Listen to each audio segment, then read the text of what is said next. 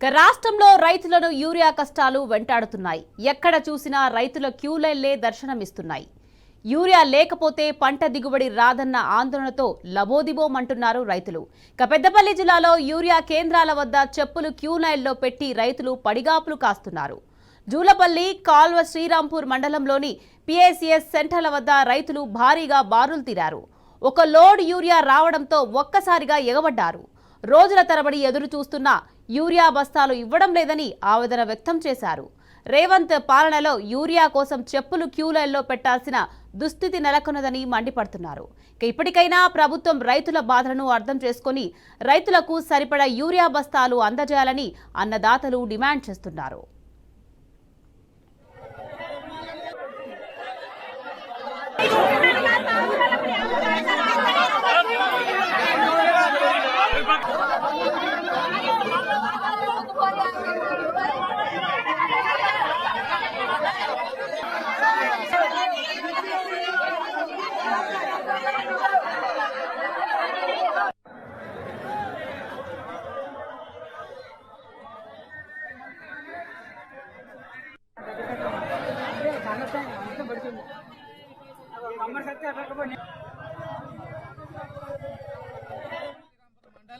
కునారం గ్రామంలో సొసైటీ దగ్గర రాత్రి 4 గంటల 9 గంటల నుంచి వెళ్ళి ఇప్పటి వరకు కూడా లైన్లో కట్టి 1000 మంది రైతులు బస్తాల కోసం లైన్లో కడితే ఎవరు కూడా వాళ్ళని పట్టించుకున్న నాదులు లేడు. ఇక్కడ వచ్చిన రైతులు 1000 మంది అయితే 250 బస్తాలు వచ్చినాయి. ఈ 250 బస్తాల కోసం వాళ్ళు కొట్టుకొని అడ్డం పడితే ఒక్కొక్క దొబ్బేసుకున్న పరిస్థితి. వాళ్ళను లైన్లో ఉంచే దిక్కు లేదు.